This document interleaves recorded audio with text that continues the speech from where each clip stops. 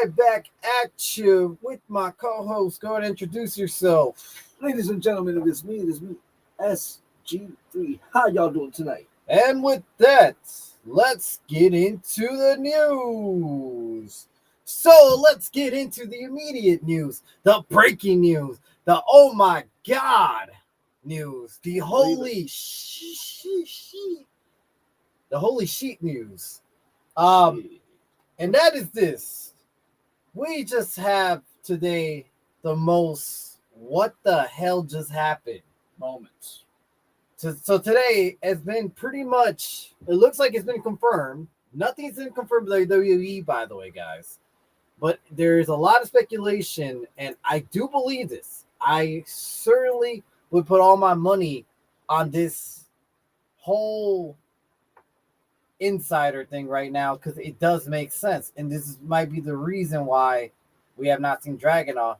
But it says after 7 years, this, by the way, coming from PW Insider reports, after 7 years in a shocking move, it looks like Dragunov is leaving the company after he's been absent for months, guys. Absent for months. We have been talking about this guy for quite a while. Like, where has he been? You know, he's a phenomenal wrestler. He's a phenomenal wrestler. I actually enjoyed his U.S. title run, when he had the open challenge, kept going from Carmelo Hayes. And we did get some good stuff from him. Regardless, though, the intensity that man brings when he got into the ring, he was always pumped. He had the wrestling skills. He had the look. I just don't understand. He was going to be a prospect when he was coming up. He was going to be a rising star. I just don't know what happened backstage that put a sour taste, I want to say, in WWE's hands. It felt like, if you remember this, it felt like it went downhill at the Royal Rumble when him and Brock Lesnar went at it, and he chopped him, and Brock looked like he took it personally and just beat the hell out of him and eliminated him. It felt like after that, it just went downhill for him afterwards. What do you think? I mean, I agree with you. I thought maybe because he's been injured, he hasn't been on TV or anything. Like, that's what I kind of thought, and I've initially been reading into this all day. But he hasn't been injured, though. Well, that's what they said. Like, he actually hasn't been injured. The thing was created, just they didn't find anything for him to do. Yeah. I was like, seriously, that's it? Like, this is a phenomenal wrestler. He's still a young cat. He's 32 years old. Like, he's not, he's not bad for his age. He's a really, really good wrestler. He just came back from injury, stole the show, did what he had to do. I just feel that WWE has in their head, like, oh, if your name is not LA Knight, if your name is not this, or you're not getting... hold on. We cannot put LA Knight in the same category. No, what I'm saying, though, like, if your name is not, again, LA Knight, Cody Rhodes, Finn, like, those kind of guys... I get what you're saying. I don't believe LA Knight, though. No. What I'm Cody Rhodes or Jade. But not LA Knight, because LA Knight has not given either a proper chance to run with anything, either. I get what you're saying, though. What I'm saying, though, if you're not, because he got lost in the mid-card shuffle. The last time we saw him on TV was in SmackDown and the Under the Giant Memorial Battle Royal. Yeah. So it was during WrestleMania time. 4 months ago. Yeah. So, but that's the thing. He didn't do anything. He didn't win that Battle Royal at all. So I get what you're saying. But the thing is, I just felt like it doesn't make any sense. None of this. He did return from an injury, immediately won the U.S. title really quickly. So it looked like they were heavy on him, and then something happened where the machine decided to, like, you know what, we're not really with you at this point. And then obviously with the budget cuts that's been going on with TKO, we did see a lot of people getting removed. Now that we didn't see him for months and months on end with no prior injury attached to it, we had to see this coming, that eventually either TKO will cut ties with them, or obviously his contract expired. And it looks like his contract expired. He's been training with Natty Neidhart and her husband. Yeah, but at the same time, though, the machine doesn't want him to book him for some reason. Look, he could really, right now, he could have benefited in using him on the roster. Now, with that being said, look, if they happen to have no need for him, I get it. We don't want to. We're going to let your contract expire. but you're pulling basically a Tony Khan. And that is this. We criticized Tony Khan for years of letting these guys hold hostage, not putting them on TV, and all this thing and etc. I get that. But like I've said before, you have these talents that want to work despite of their contract expiring. Why don't you just fucking have them sell out, basically? You know what? Not sell out, sorry. Have them sell for their opponents, basically. Have them get over the new guys or get over the guys that you want to establish. We could have got some bangers of a match, especially one guy that really needs him. And we saw this feud in NXT years ago. That would have been Gunther itself. Yeah, I was Gunther. And that would have benefited both men because right now the man's not doing shit either.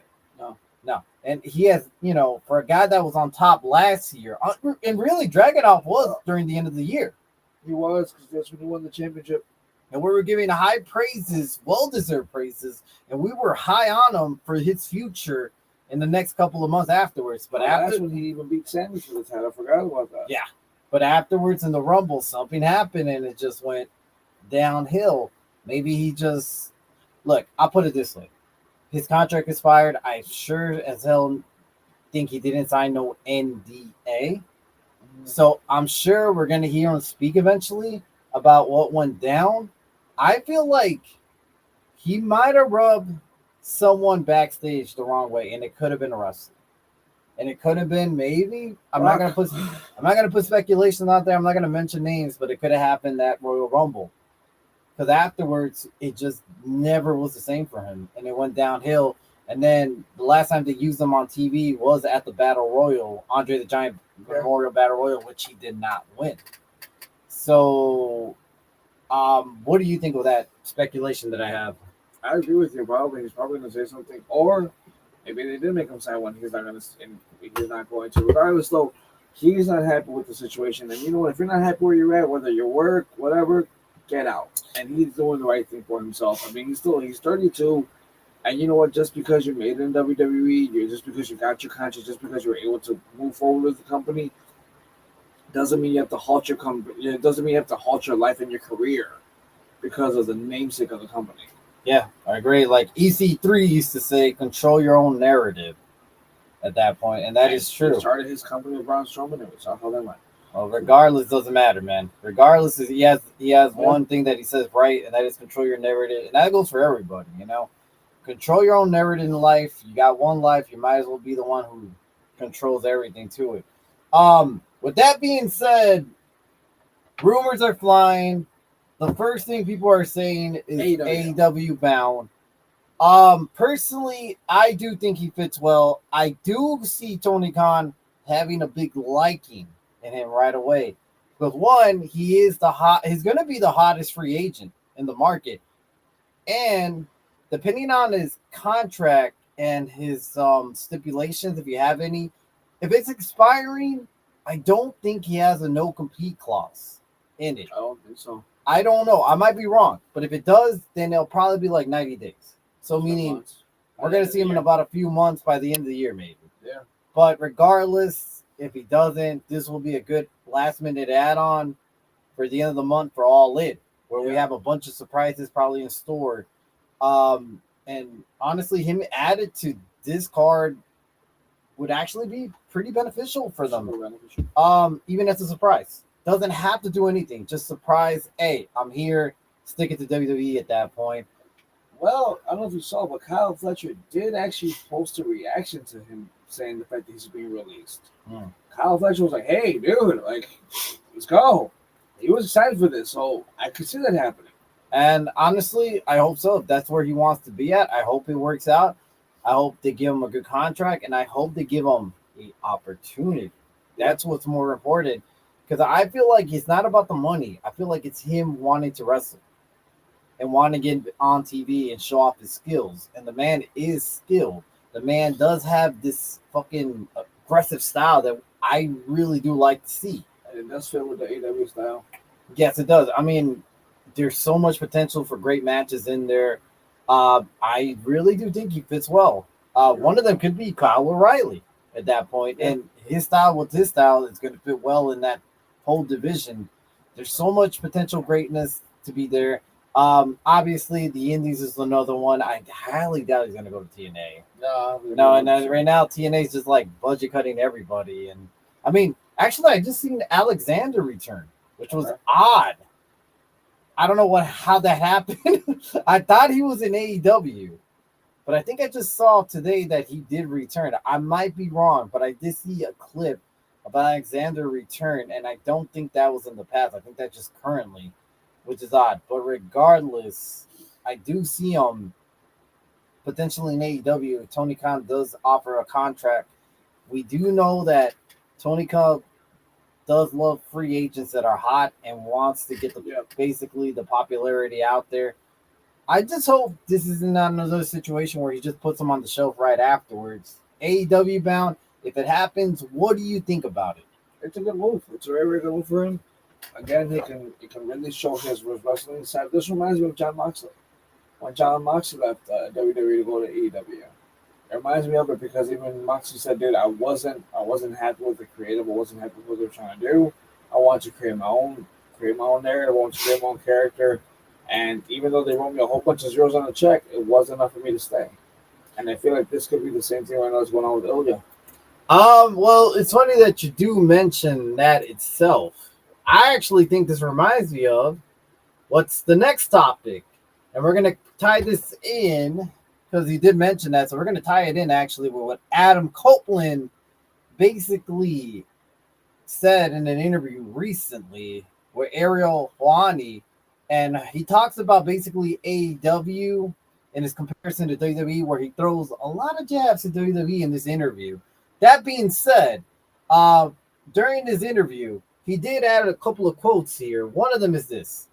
When he talks about, when they're asked about his experience with AEW versus WWE, he says, "My experience by the end with WWE was overproduced, over-rehearsed, over everything, and it kept me in handcuffs on you to the point where you couldn't really explore too much," he says. That's not the case with AEW, and that's again is fun. Basically, also he does compare AEW towards like in a way of the Attitude Era. Now, I don't know about that. All right, we all hold the Attitude Era at a high regards, but when it comes to creative freedoms, that's what he really does mean more. That it's closer to the Attitude Era, where things were just, hey, get over there and get over. I can see that point. Yeah, I can see that point in itself. He does seem like he has more fun with AEW itself. So as you were saying, we're gonna get back to Adam Copeland too, because we got more to discuss about there with them. Like you were saying, with that being said, a guy like Dragunov is giving the creative freedom to do what he wants in his matches. We could see some really good shit. some really good bangers. Bangers of matches coming out when he does eventually turn tides and gets into AEW bound. I don't know if he has basically a clause where he can't compete at least for 90 days. A lot of times this does happen. I'm not sure, depending on the contract he signs, but we're gonna find out. Really shortly. Are you excited at all if he does go to AEW? I'm very excited, dude. I mean, him versus Ospreay, that's gonna be killer. Right away, Will Ospreay, Kenny Omega, like Kyle Fletcher. Let's go. I don't think Omega might be wrestling too long. I feel like, actually, just a theory of mine, I feel like Omega might just retire pretty soon. I feel like it's gonna happen, but why not? But at least for a quick round. Yeah, I don't know, because I feel like during this feud, it's probably the end of the whole coming about. That's why they gave him the title shot for one last time. I think it's going to be a surprise and all in, but this is my theory. Regardless, I'm excited. I would like to see where direction they'll go with them in AEW bound. I just don't hope that he doesn't get lost in the shuffle, doesn't get lost in the toy bin, doesn't get put off in the shelf, and once again we have another issue, basically similar to Malachi Black or Aleister Black, whatever you know him as. Because at the end of the day, the reality is this: not everybody gets a spot on TV. Well, they don't. Not everybody's going to go over. Nope. Even though they're really good wrestlers, someone does have to take the pinfall. Yep. And as us fans, we do have our like, oh, why didn't it get over? In reality, man, in the end of the day, not everybody's gonna get that pin. So that being said, we're hope for the best and see how things go onwards. Let's get back to Copeland. Copeland did throw out that quote out there real quick. Attitude Era, freedom.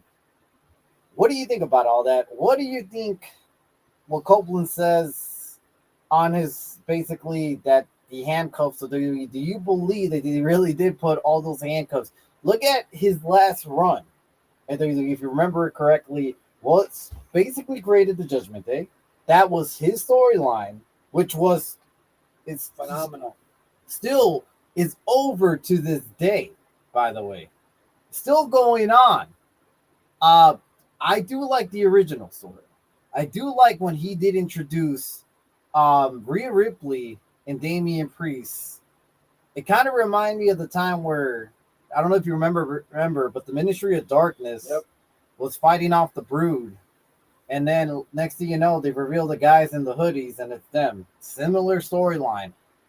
I do like the original Judgment Day before it got all messy towards the end. With that being said, what do you think of his comments real quick? I mean, is it not true? Listen, there's a lot of old interviews with Cody Rhodes, with everybody who said AEW is a wrestler's paradise because there's freedom. Okay.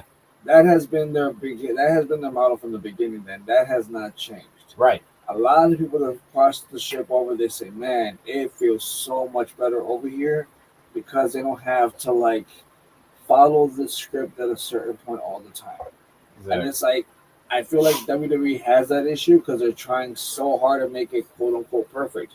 How about you let them do? How about you let the professionals do their profession? So I just want to add a couple of things. Yeah, we do see that with Unreal.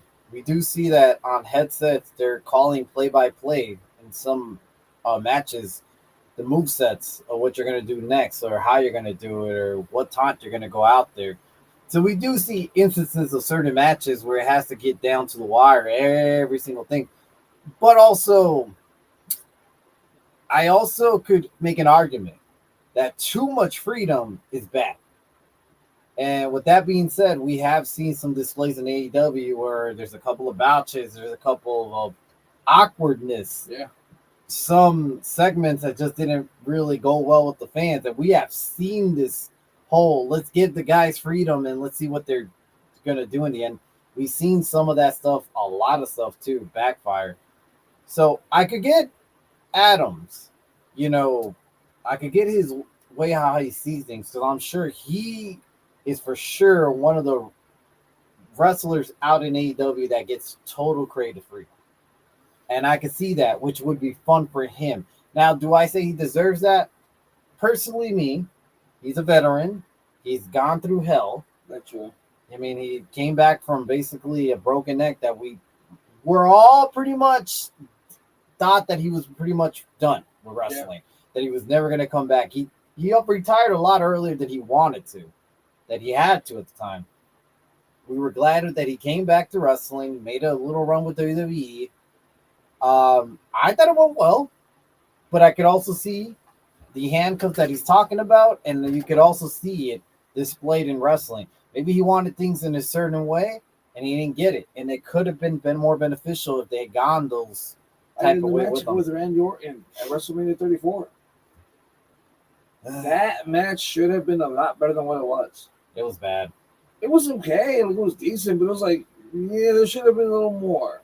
Dude, for two legends like that, I don't even give it decent. I give it more like it could have been a lot better. It could have been a lot more. Yeah, it could have been way better than what it should have been. But I get what you're saying. There was instances that obviously things just didn't seem like they went his way and things just been awkward.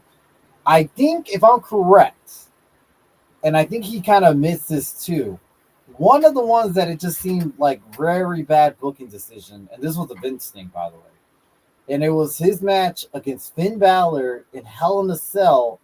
I forgot what WrestleMania. I think 38 or 39. It was after COVID. 38 or 39. 39. So it would have been 39. It's the Vegas one. Yeah. No, sorry. 38. 38. It's not Vegas. It's before Hollywood, so it would have been 38. Oh, okay, right, Yeah. right, okay. So it was 38. So regardless, though, we did see that match where Finn did one demon, and we all thought that Finn Balor was going to go over. But instead, Adam Copeland won, Edge won, and went over, and everybody thought it was just stupid. And this was the last minute decision that Vince did, thinking that, oh, no, you got to win. And I think it has been mentioned before that even Adam thought that was a dumb idea, and that Finn Balor should have went over to progress the storyline a little bit better. That being said, we could see a little bit of the handcuffs there. Like I said, there's somewhere in the middle. We could all do this right. I feel like WWE does have a lot of restrictions, a lot of certain ways that they want their style and present it. And I get it too. They have shareholders. We heard that from Paul Heyman multiple times this Monday, which was funny.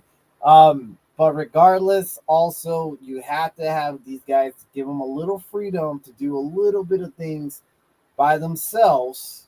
That way they could get themselves over. And if they can't, well, guess what? We don't give those guys freedom anymore. And that's one thing that Vince had before. And that's what Tony Khan has adopted. Yes or no? I'll give Vince Attitude Era when he was desperate. But that's what I'm saying. I said before. I never said when exactly. If you now see my draft. I mean, because during Attitude Era, you give Vince a lot of credit, so I have to always pause. Attitude, and then during basically at the beginning before the PG era started. I give him Attitude, but by the time Ruthless Aggression came about, I think that's when he inserted himself more now that he won. So put it this way, Attitude Era, because he was desperate. We saw the desperation. Yeah. He went from PG, comical type of gimmicky stuff into let's cut it down to Attitude Era. And then when he finally won his competition, and we got the Ruthless Aggression, which yes, it was something different. We could see him insert himself finally more and more in these storylines. And then once the whole Benoit incident happened, that's when he literally just took over everything again and wrote down all this dumb shit that he did. And I get what you're saying. And if you think about it, that is where Adam did come from mostly. It's the Attitude Era, Ruthless Aggression Era. I'm sure he had more of his freedom. Except for the whole except for the whole sex scene with him and Lita. They weren't comfortable with that, by the way. Yeah. That was a Vince thing. So once again, I get what you're saying. And I also get you saying that Tony Khan adapted it, but that's the issue. He did not understand yet where's the good and bad of this. Giving your wrestlers too much freedom is not always going to be a good thing. Yeah, so I get what you're saying. There's some more stuff that he did mention. He did talk about retirement. Yeah, it's coming. And he said, I'm retiring with AEW. I'm done with AEW. The last run you saw me in WWE was that's it. I'm not coming back. He did say that. Maybe he'll come back for a one-off, but I doubt it. I do kind of believe Adam when he says I'm done, because he said I'm not coming back to WWE at all. I'm staying with AEW. And I actually do believe that. Mm-hmm. I think that whatever happened there put a sour taste on him, and he didn't like it. And especially, look, I'm not trying to defend Vince, but I'm sure Vince had an emotional connection with him too. Mm-hmm. And now that he's gone, I'm sure he's not that buddy with Paul Levesque or anybody else in there. Mm-hmm. At that point, he's like, well, look, everybody that I know is gone. Vince is gone. Why am I going to go back to that company? I might as well stay with AEW where they pay me well. Because I'm sure Tony Khan would love to have him. Yeah, would love to have him in the Legends contract, like Sting does. Because Sting's still getting paid to this day. A lot of money. Yeah, so at that point, why not? I do stand on that. What do you think? Do you think he'll ever come back to WWE? No, he's done. He was done the moment he left, and even he kind of said, like, yeah, I'm never going to go back. Like, this was a decision that I wanted to make. I had to speak. I talked to her with Beth, and we have agreed that's best for me and for my career that I joined AEW, and I'm going to go here. Right. And I can see that happening. I don't think he'll ever come back. I don't want him to come back. There's nothing for him to come back for. He's already in the Hall of Fame. What more is there for him to do? I could see maybe. The only thing is if Christian comes, finally like signs a 1-day contract to go into the Hall of Fame. That's it. But I also don't think Christian will ever do that. Nope. I think Christian also. Let me put it this way: Christian had a lot. He had a lot of animosity towards Vince. he had a lot of issues with WWE in general. They just never used him right. They didn't treat him right. They didn't put him as the main eventer that he should have been. He won the title for one fucking day and lost it right away. There's just a lot of issues there for him, and I don't think he'll ever come back to WWE either. I don't think they'll ever accept an Edge and Christian tag team Hall of Fame induction either. I think they're both done with the company itself. So I do believe his stand, and I do think he won't budge at all. And again, he's already Hall of Famer. Like, he doesn't care. He's good. Yeah, so I mean, for those guys out there, sorry to say that, man, but he's one of those guys that I do believe his word. He's kind of like the Chris Jericho right now. I don't think Jericho's coming back, guys. No. I really don't think that. Everybody that wants to see him, I get it. Look, the fan boy in me does like to see a couple more dream matches. We all do. The reality is, though, Jericho does definitely prefer AEW over WWE. Look how they utilize him the last time he was in there. Look at the Festival of Friendship. Over. Great segments. Him versus Kevin Owens, great segments. Look how they ended that. Yeah. They put the second match of WrestleMania, something that should have been the main event or the co-main event. Instead, they put him in the second match of WrestleMania, and that's when he said, I'm done with this company. They did not give him the proper respect. What makes you think he wants to go back to get squashed by Gunther? Sure. Nobody wants to do that. I don't blame him for not coming back. Look, like I said, us fans, we want it. Doesn't mean they have to do it, obviously. And at this point, to add on to you, aside from that, it's like basically, aside from going out against Gunther, stuff like that, it's more like, okay, cool. So I come back, and what? You're not going to accommodate to my schedule. Exactly. I have so much going podcasts, on. Podcasts, Ozzy, everything. Yeah. So it's like, I need my time away. Are you going to accommodate that? No, You're not. Cool.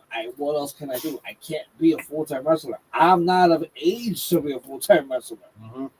And it's like they're going to say to you, well, you can also be a manager. I don't want to. I still want to fight here and there, but I have other things to do. And he has creative freedom in AEW. And 100% of it. And on top of that, he's also a commentator here and there. Yeah, and really, when you talk about one of the founders, he's really one of the unofficial founders. Yeah. But he's one of the reasons, let's be honest, he's one of the reasons, to me, he's one of the biggest reasons why AEW got so popular right away. Especially with this move with Cody Rhodes. Yeah, well, it was just Chris Jericho. Because look, I'll give it to Cody. He reinvented himself. But at that time, I will argue with you, if whoever wants to argue, Chris Jericho was a bigger name. Of course, yes, he was. Yeah, he was. And for him to sign at a company that he hasn't been outside of WWE for years, we all thought he was a lifer at that point. It was shocking. It brought eyes to the product. And he was their new company on top of that. Yep, and he was their first AEW champion. And I think to him that means a lot, that they saw the value in him when the other company at the time didn't. And why would you want to ruin all that for what, really, at that point? What is there to offer with a Hall of Fame spot? I'm sure he'll get that in AEW eventually. But regardless, there's one more quote. There's one more thing, actually. So it's been spoken to when they asked about John Cena's final match and how, Adam Copeland, Edge, how he was pretty much his greatest opponent, his greatest rival. The heel, the face, perfect. They had some of the best promos, best matches. I personally never consider Randy Orton to be John Cena's greatest opponent. I always put Edge. I thought Edge and him mixed perfect. Yeah. You got the rated R superstar versus hustle, loyalty, respect. Perfect. But regardless, he did ask him. They said, like, how do you feel about him? You're not able to get one more match with him at his last, run in WWE. He said, disappointed. I really wanted that, and I'm gonna be honest with you. Had WWE reached out and just say, hey, to me, hey, can you just come out and give us one off? I would have done it. And I'm sure Tony Khan would have let me had it because he knows how much this meant to me. He understands his wrestlers and would have allowed me to do so. But they never did. They never went out their way to reach at me for one final match against John Cena. That being said, we could have had a holy shit moment where one company agreed to work with the other company and we would have got the one off of one of the greatest rivals. And that didn't have to be his final match. But if it happened during his final run, that would have been something we would still be talking about. Holy shit, I cannot believe this happened. WWE would have been, honestly, the number one company there for a long time. Yeah, well, that would have been one of those things is like, wait, you guys coexist? You never know. It would have gave us all hope that maybe one day we could get some future matches. But a real Forbidden Door event. Yeah, that would have been crazy. Imagine that, though. I would have lost my shit. I probably would want to attend the show just because that would have been crazy to watch. I would have paid the fucking money for it. Imagine, though, those two guys going at it. Yeah. That, to me, I really wanted to see because I always did like the rivalry. I was actually, too, a big Edge fan. Like, I did love his character because I always say this, to me, he was one of the greatest heels during that era. I will debate you. I thought he was better than Orton. He was. Yeah, but that's just me. Everybody wants to debate Orton is better. Hey, go ahead. But to me, I thought he was better than Orton as a heel. He had more character in him. And whatever he did, he was great, man. Yeah. We got a comment. By the way, Nick. Hey, welcome back. Up, Nick? A long time. Nick says WWE's so trashy. They've been on the Vault channel watching classics these days. Ooh. Oh, man, put his comment on the show, man. That's a that's a legend. That's a day one, man. He really is a day one. Nick, I don't blame you. I don't blame you for that. Sometimes I do go into my pile of fucking wrestling DVDs, put on some classic stuff. Or VHS, whatever you want to go for. I got a big collection. The point is, sometimes you got to go back, rewatch history, and get it going, man. To get your feelings up there in wrestling. Let's not forget what made us love wrestling, and that is the classics. That is always a classic, so I don't blame you. Sometimes we got to take a hiatus, go away, do our thing. Maybe we'll come back, and maybe we won't.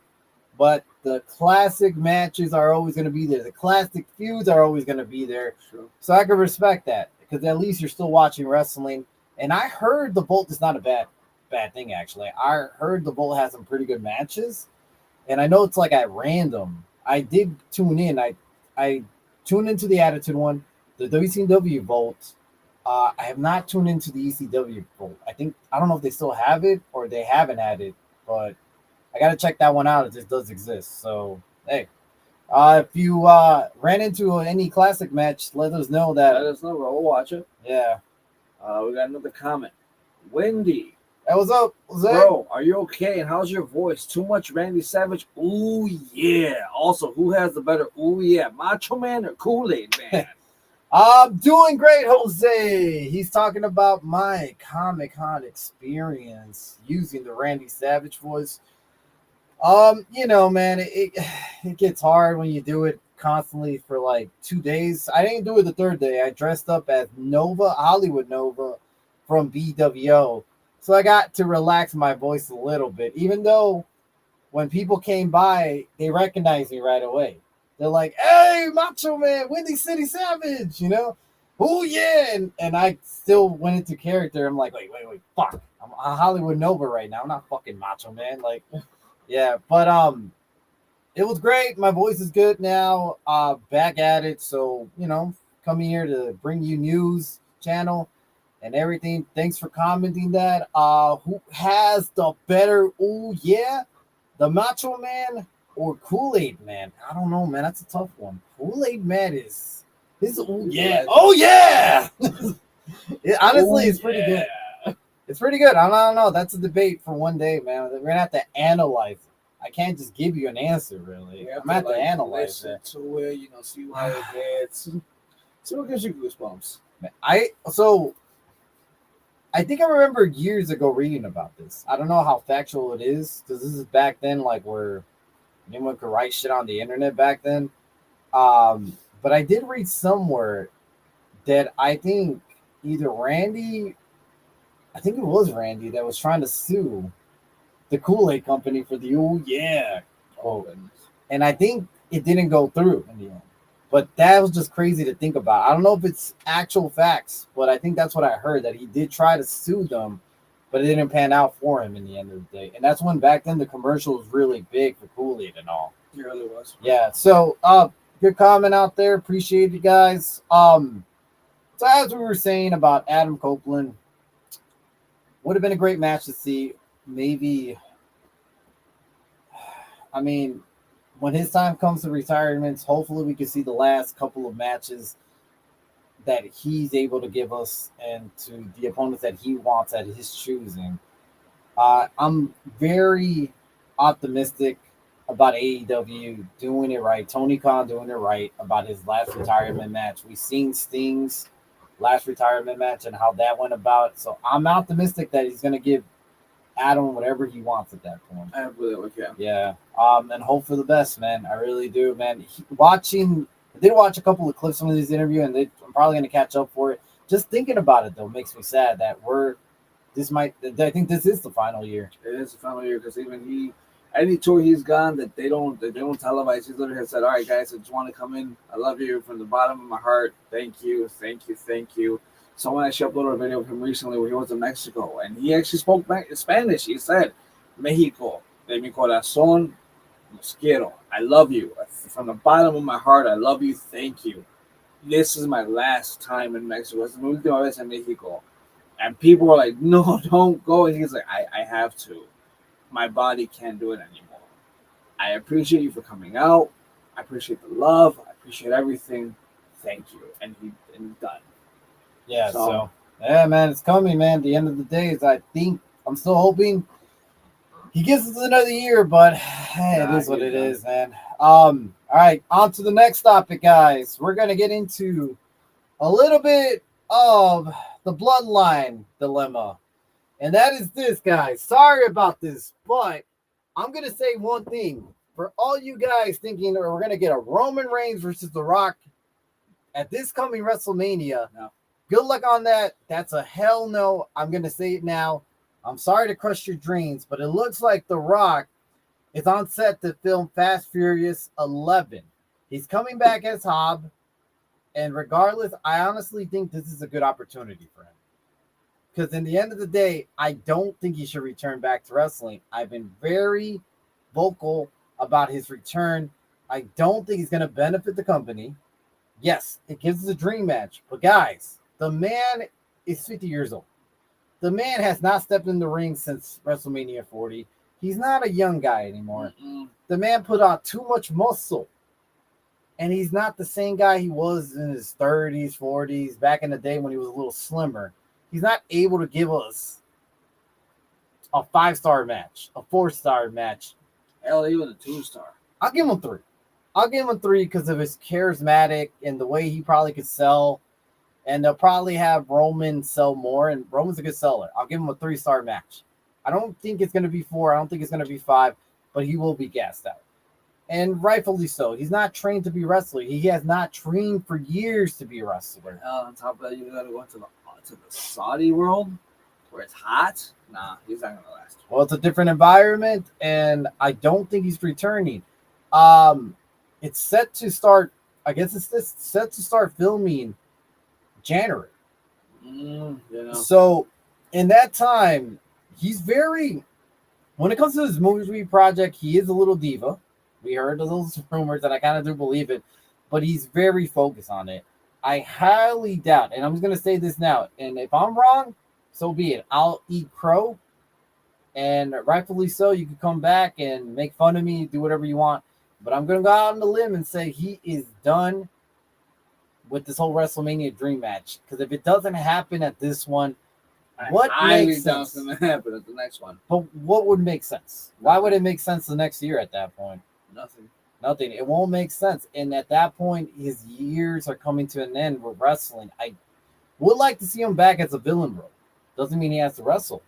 A villain role, be on the mic, talk some shit, be the final boss. Doesn't have to wrestle. I think that benefits him a lot more than he thinks. But regardless, it looks like, to me, the whole dream match has just been crushed. We also heard rumors that for that reason, they were intentionally banking on The Rock to come back. There was that, what if he does? Like, we could actually get him and use him. But for the heavy rumor that he might not come back, they were setting up for Obafemi versus Roman Reigns at next year's Mania. I personally think that's a better match. That's a better match. And if you build it right and not bury the man at this point, because I also have a lot of issues, and I don't want to go into discussion. This might be for another day with Obafemi and how they're going to book him recently, because I got my theories that this might not be a good thing. Regardless, if you book him right, this could be a dream match. It could be a really big match that just destroys all of their WrestleMania's main events, because this is going to be like the holy shit type of moment in history. This could be basically your Hulk Hogan versus Ultimate Warrior, Andre the Giant versus Hulk Hogan, whatever you want to compare. Austin. Rock versus Austin, Rock versus Hogan, doesn't matter. The point is that this might just be it. I prefer this personally. Look, I love The Rock. Rock is one of my favorite wrestlers, but his time is up, man. I do think he's set to film Fast Furious 11, and he's going to be focused on. I'll be damn if the man's going to have time to train for wrestling once again during that time period. I just don't see that on his heavy schedule. The Rock said it himself multiple times when he came back. The Rock cleared all his schedule. The Rock is not filming any movies, nothing like that. He is literally focused right now on this. And it was right. He didn't have any projects until after WrestleMania, until after he did his appearances. So I feel that, I don't think he's going to come back. I don't think either. We got a comment. We actually got a couple. Jose says, I'll be honest. I'm okay if The Rock doesn't come back. I'll be honest. WrestleMania 40 was the best build-up, and I hope maybe he can do a cameo or a run-in. And that's all or something. So I agree with that. I would be okay if he doesn't come back myself. I personally don't want him. I don't think he does. Look, Final Boss, I'm going to say it, one of his best character works. I'll give him that. WrestleMania 40 was the perfect ending to this whole Bloodline storyline, and that's where it should have ended. Yeah. It should never got restarted once again to the crap that we have today. Now, that being said, though, I did enjoy what they did Monday with Solo Sikoa. That I'll give them. But the whole Bloodline thing should have ended at WrestleMania 40, and I'll stick by that. Cameo, I'm more than welcome about it. I'm always happy to see legends come back to make a cameo. But as far as him doing any type of work, I would love to see him reprise his role as the final boss, just like he did with the whole Cena and Cody Rhodes. Yeah. That way, no, he doesn't have to wrestle. That's the whole thing. He doesn't have to wrestle, and we could get more appearance of the final boss. It's kind of be like the whole Vince McMahon character. Yeah. Yeah.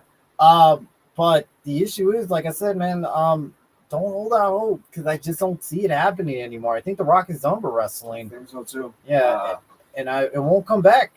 I don't think he ever will come back anymore. He'll come back for appearances, but that's about it. Also, the fact that his daughter, too, left. I know he's a shareholder, not shareholder, but he's one of the guys, board members. I do believe that whole Ava, I think that's her name, leaving, because she left not in good terms, by the way. Yeah, she didn't. No. I think that put a sour taste in his mouth. And the fact that he has beef, legitimate beef with Triple H, and why would he want to help a guy that was trying to bury him years ago when he was younger? I don't see him doing this, even though he is one of the board members. There's some stuff that is hard to, erase sometimes. What else we got? Nick says, take it versus Michaels. That is a good one. I forgot about that. Sorry It's about that. classic. That's a classic. My favorite though is number one. I think the first one was good. Yeah. Second one was okay. I was there live for it. And it was a different aura. Seeing it on TV and seeing it live, it was amazing. Second comment from Nick. But Saudi money will bring anyone back. They might even book Punk versus Stone Cold. I don't think so. So look, Nick, I think yes, the whole Saudi thing. I do believe you. Saudi has a lot of money. Saudi could book anything you want. What was the match you said? Stone Cold and Punk. So there's a few wrestlers that I don't believe are coming back. One is The Rock, and I get it, Saudi money, but he has to train. I don't think he has time to train back to wrestling at this point. He did take the Fast Furious set, and he has a contract with them, so he can't just put it aside and say, you know what, Saudi's going to pay me 50 mil, which I'm sure they will. I'm going to take this instead. Now he's going to be like more like, well, I got a contract. Sorry guys, I can't do it. Who else? John Cena for sure does. I don't think he's going to appear. Brock Lesnar. He may appear. I think he will appear. I don't think he's done. I think he'll be back. 100 to 200, he'll show up. I'll show over 50 mil. Guaranteed. He'll be there. I guarantee you Brock Lesnar will be there. Punk versus Austin. I'm actually going to go, well, yeah. I do see that. And I would tell you why. It is a lot of money. Back then, I would have disagreed. But we did see Austin willing to step in the ring against Owens when he for years rejected the idea. And it was Austin's style of a match, which was just a brawl. Even though he was very stiff, I can see him coming back, maybe. I'm not going to say hell yeah, but it is a possibility that I would put out there that I do believe Austin and Punk can happen at WrestleMania, and I do think Punk is going to fight for that, because this is one of the matches that Punk did want for years, and this is one match that as fans we want, obviously. Now, is it going to be a good match? I doubt it. Yeah, Austin is old. Austin is very stiff, as you've seen against Owens, and that was years ago at WrestleMania 38. He was 38. Mm-hmm. Think about him now. Look, he's in great shape. Great shape. It's not going to be the same, though, when it comes to ring. You can look great, but you can be stiff as hell when it comes to the ring. So it's one of those things that it is possible. I don't know. In the end of the day, we'll see what happens. Good comments. All righty. With that being said, us guys bringing back, one of them might be IShowSpeed. It has been confirmed that Speed did say that he will be returning soon following his WrestleMania 42 debut. So he may be back in storyline eventually. Remember the last time we seen him, he did have a match at 42 when it was Logan Paul and Austin Theory against LA Knight and the Usos. Look, I'm not going to say it was a good match. It wasn't. It was already decent. It was a filter match. Really. That being said, personally, me, and I don't know about you, Street. Personally, me, I think IShowSpeed is a great celebrity when it comes to WWE itself. I think him, and we're never going to get Bad Bunny, by the way. We're not going to get Bad Bunny back. I think he's done with WWE. But I think him, Bad Bunny, are one of the few guys that are my favorite when it comes to celebrities' involvement with wrestling. What is your personal take with IShowSpeed? Personally, I agree with you. He is a phenomenal athlete. He has so much career, so much athletic ability. It's insane. I'm just sick and tired of the celebrity appearances every freaking time. Mm-hmm. They used to save it for like a Royal Rumble, for WrestleMania, for really just that SummerSlam. They were mostly just save for your big four. Now I feel like celebrities have to come in every single other month, and it gets annoying.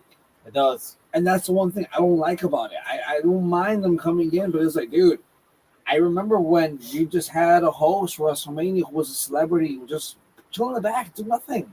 Like, that was all right, cool, it's whatever. But then it's like, that was like, you got to bring them in for this, you got to bring them in for that, and you got to bring them in for, like, dude, just stop. So you're not a big fan of your boy, what's his name, Little Yachty? Oh, 100, dude.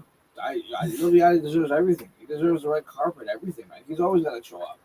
Like I agree with you. I do agree with you. This is what way I feel.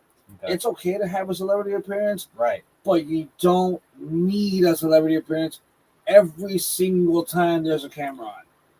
I agree with you. You do not need a celebrity you don't need a celebrity appearance at the big shows, at your WrestleManias, at your Rumbles, at your SummerSlam, at your Survivor Series, which is not really considered the Big Four anymore, in my opinion. But I get what you're saying. I agree with you. We do not need to see Little Yachty, Jelly Roll. I am a fan of IShowSpeed, but not a big fan. Not like one like we got to bring the guy back.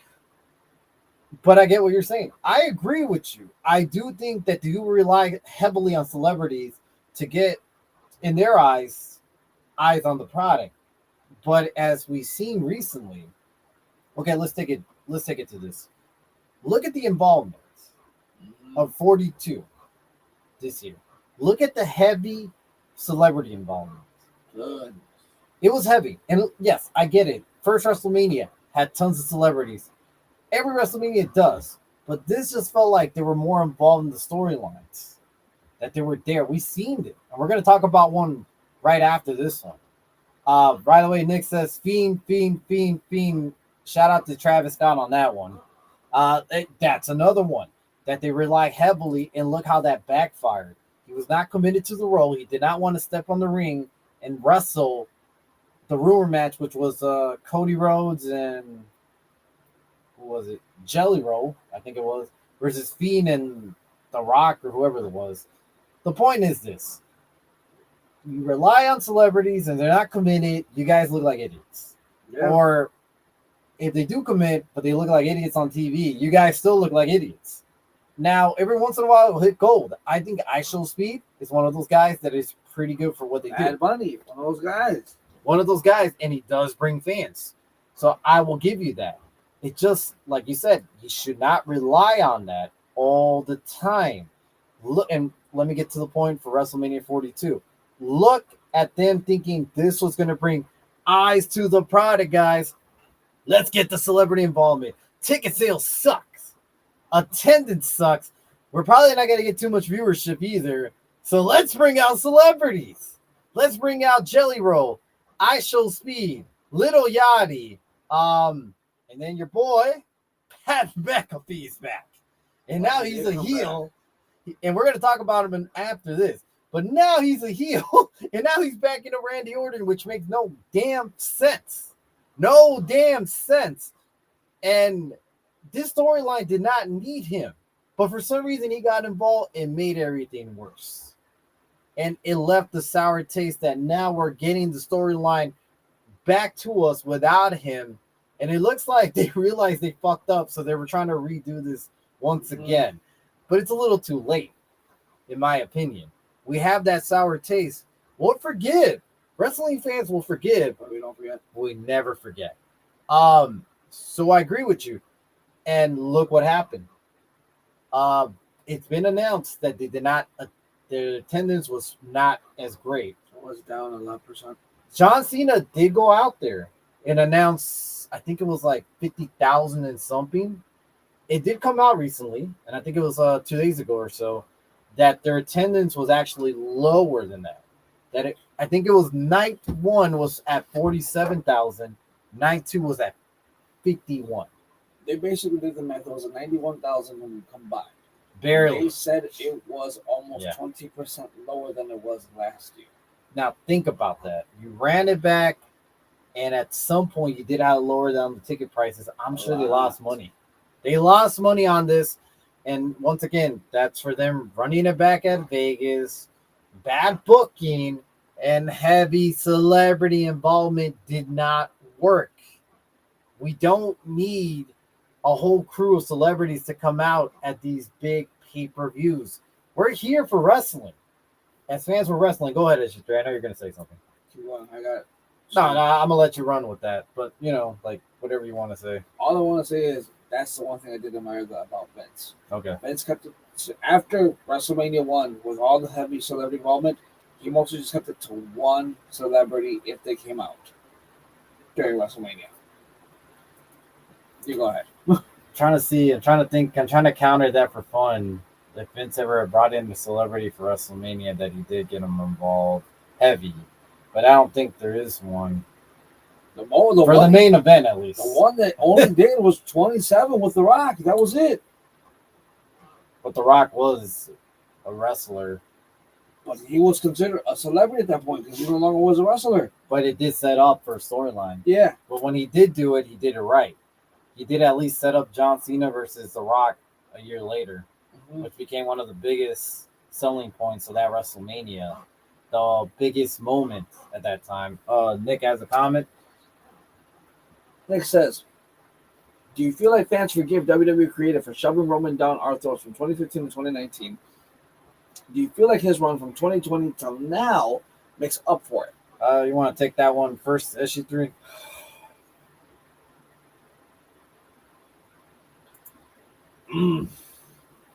Or you want me to go? I could go. You go ahead first. All right, so do we forgive Roman, basically for Roman Reigns' creative push down to from 2015 to 2018? I laugh because I remember this. I hated this whole face run of Roman Reigns, this whole believe that, this whole I'm not a good guy, I'm not a bad guy, I'm the guy, or my favorite, suffering suffrage. That's what he did say, by the way. Yeah. Look, the big dog. I forgive, but I don't forget, and I'm not going to forget that part of history. That's why I always say that some things I'll forgive and some things I won't. I personally, if you're asking me, do I forgive like Roman Reigns as a character, and do I think he's a better character now? Do I think he's a good wrestler? I always thought Roman was a good wrestler. I just thought that at the time his promos sucked, and it did. He got buried from WWE. He got buried from John Cena in that promo battle badly. He never recovered until years later, though, when he did become head of the table, and he did have better promo skills. And when he was working with Paul Heyman, I could forgive that because in the end, Roman did return after after he came back from the whole COVID incident thing. He came back better overall, and he put more work into it, and you could see it. And that's why us fans now actually, love the Tribal Chief, the whole gimmick. Even though we are getting a little bit bored of the bloodline itself, we're not bored of the Tribal Chief gimmick. That itself is still good. Yeah, that itself could still run. But can we forgive that whole scenery? Yes, but can I forget? Hell no. Because like I said, I mentioned those quotes. We don't want to ever forget history, because history has a time to repeat itself once again. We don't want to. Yeah, right now. We don't want to forget that, because eventually that's going to happen to the next wrestler to try to shove down our throat. Right now, it doesn't look like we have that incident, because the top guy, we're not too sure. It's a toss-up right now. You can say Oba, you can say Braun. I don't know. Our future guy, we're not sure right now, but time will tell. If we tend to, forget about things, then yeah. Do I forgive it? Hell yeah, I do. I mean, because in the end of the day, Roman came back stronger than ever and helped us give one of the best WrestleMania runs from 39 to 40 build up.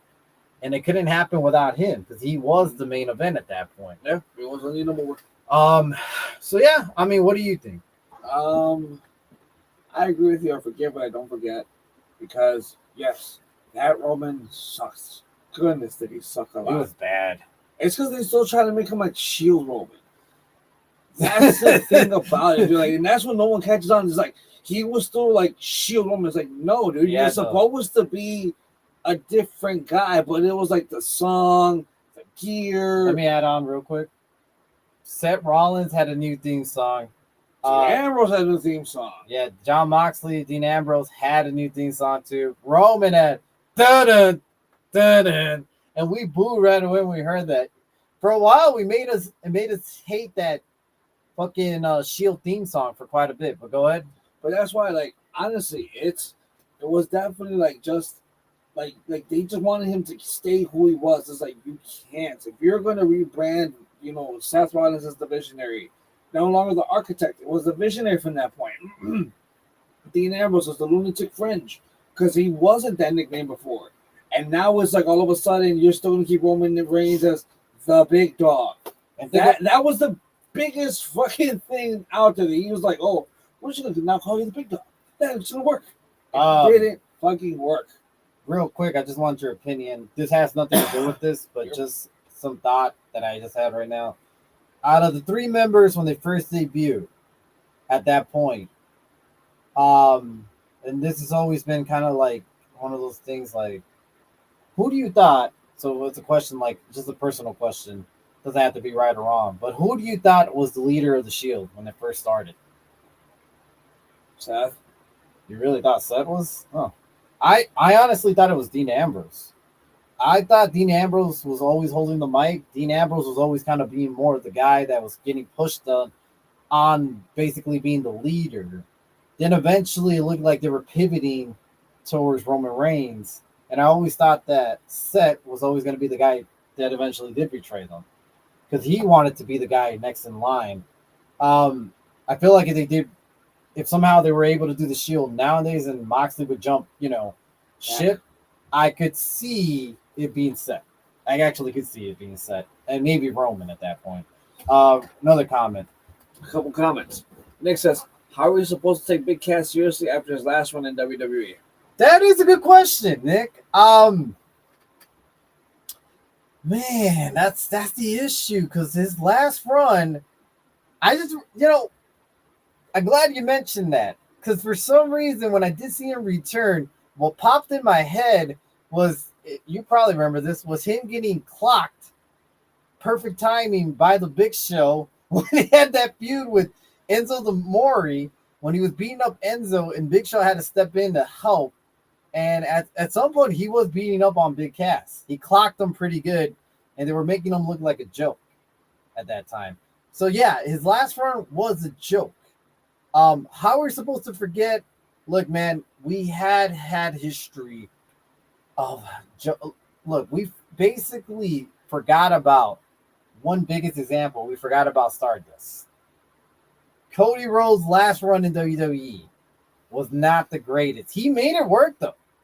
Credit to him. He made it work. But in the end of the day, sometimes you got to go out there, reinvent yourself. On Big Cass' case, he did reinvent himself.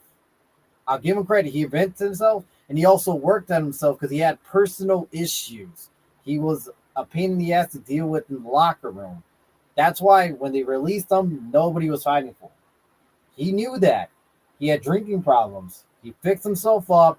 He got himself in great shape, by the way, guys. Yeah, I'll give him credit. He has a phenomenal fucking body. He has great shape and honestly, great skills. He's a good wrestler, and he's a good talker. He's a pretty decent talker. That's why I was heavily putting them not to put Enzo with them, because I think by himself he could do pretty great. Look, sometimes we can forgive. We can forget. Sorry, we can forgive, but we can't forget. So you're right. We can't forget that. I can't forget that. It literally popped in my head. But I could actually forgive the storyline at that point. If it's done right, we could get really good version of Big Cass. But if I'm gonna go back a little bit further than Stardust. Okay, who you got? He never even changes his name. Drew McIntyre. That's a good one. Drew McIntyre is a pretty good one. Drew McIntyre himself said, I came back because the last thing I wanted you all to remember as WWE fans was Drew McIntyre playing air guitar. What's one of your favorite moments too? Completely 100%, dude. If he hadn't done that, I would have never been able to find myself. You never would relate to him. I know, 100%. I didn't reinvent myself so many times. But I get that. Good take on that, Nick. It's hard to say because there's a lot of. It's not just Big Cass. It's not just Cody Rhodes. It's not Drew McIntyre. There's a lot of instances where wrestlers came back, but their last run was a joke. Another one, by the way, another gun. We just recently seen the turnabout on this one. Baron Corbin. Yep. Baron Corbin was basically made to be a joke. in his last run in WWE. He did have a resurgence in NXT. We still kind of affiliated him with the whole comedy gimmick for quite a while. But obviously they brought him back and they pushed him, and honestly, I don't think fans are really that mad at it. Now we got some different takes between whether Trick Williams should have lost the title or not, but they look like they're invested in Baron Corbin, and if it's done right, we could get a different version and a more serious version, and a more of a lone wolf version that we should have got years ago before they made him into a comedy gimmick. 100%. So we'll see, man. Time will tell. Reject Rundown, what's going on, brother? How are you? Reject Rundown says Dean Ambrose. So he's talking about who's the leader of the Shield. Dean Ambrose. Personally, I always thought Dean was the leader in the beginning of the Shield run. It's debatable afterwards. I do think Roman Reigns took over. I do see him take over until the end before Seth betrayed all of them at that point. It's up to your interpretation. How do you feel about that? And who is the member? It's just one of those things that floated my ideas for a while, and I just wanted to get your intake and everybody else's intake on here. But regardless, man, it's good stuff with you guys. Real quick though, man, let's just talk about this, man. Still Batu came out on NXT Tuesday, right? Came out to cut a promo, but during this segment, he did mention the word "nympho baby." So with that being said, though, when he did mention that, he was out here looking like The Rock, out of all people, you know, with the chain, the shirt, and all that. He did have the chain, and he did pay homage to Umaga, by the way, his father. With that being said, nympho baby, man, like, you want to put out a promo out there that says, you know, you're more than a nympho baby, but you're kind of saying that, yeah, I'm still part of the bloodline and all. I don't know, man. Guys. Stay out of that direction, man. Get yourself out, move aside, and put yourself as your own person. Stay away from the bloodline, man. Stay away from. Pay homage to your family, sure. Put the chain on. I agree. Hey, I like the Umaga change there. I like I said last week, I do think Umaga was one of the most underrated, appreciated heels during 100%. The aggression era. And it's a damn shame that they didn't honor him when he did pass away at the time. Mm-hmm. So that being said, you don't want to be out here using the word nympho baby, but yet looking like The Rock 2.0 right now. This is what I'm going to say. We all know where you're going to go. We all know you're going to be part of the bloodline. Like, it's not a question. It's not a doubt. It's going to happen. Let's face the fucking music. However, for now, do what Jacob Fatu did. Jacob Fatu built himself as the Samoan werewolf, built himself as a badass, built himself as a powerhouse, built himself as somebody. Zilla can do the same thing. Whatever you want to do, run with it. Shit, you have it. Just don't start giving clues like, the next 6 months I'm going to join them. Wait your turn. It's still too early for you to join the bloodline, in my opinion. I don't even want him to join the bloodline. Personally, I don't think it's necessary for him to join it. Right now, look, I get it. Not even the fucking storyline that they're going to come down with. Just stay away from it right now. But, look, here's the thing, though. I get what you're saying. It's going to happen, whether we like it or not. I personally don't want it. I want this whole bloodline shit to end already. I think it's overdone. I think we're basically getting the NWO Silver Black era where they're just doing reincarnations after carnations after carnations. We're in that era where NWO, Red.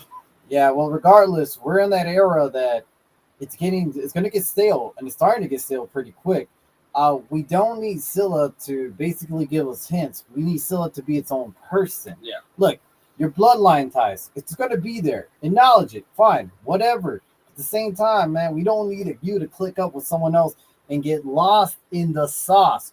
Look what happened to Jacob Fatu. The potential was there, man. But once he joined the bloodline, it became more of an afterthought because we have the Jimmy and Jay show still. We have the Roman show. Yeah. And Jacob, I Solo feel like show. Jacob was the side character at this Now the point. Solo show too. Well, Solo, thankfully they didn't make him join them. I actually thought it was a good segment just for the fact he did not join them. The build-up was great. I'll give him that. But regardless, they made Fatu into a side character. If fucking Zilla joins, he'll just be a side character. Literally. He's not going to be anything more than a side character. I do not want him to join. Build, basically control your own narrative, like EC3 says. Next comment. Nick says, I thought the leader was CM Punk. Honestly, you're not wrong, Nick.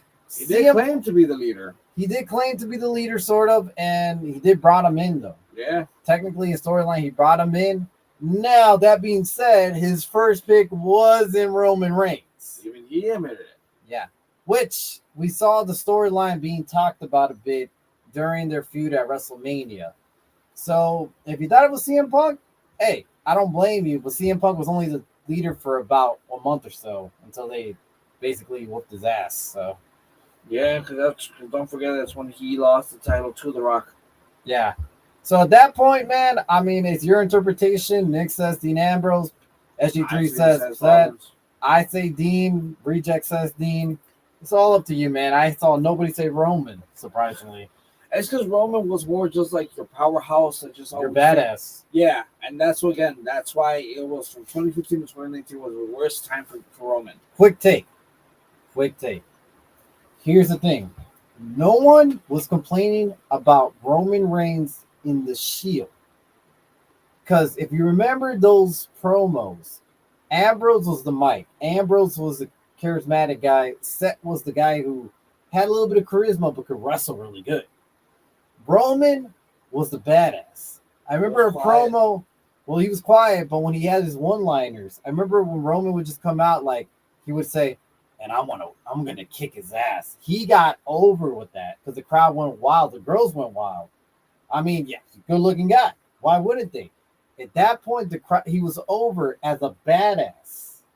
If they would have just ran with him as a badass instead of having the good baby face, I'm getting shoved down your throat type of era, if they would have kept the badass Shield Roman Reigns, the one that we eventually got at the Tribal Chief, he would have been just fine.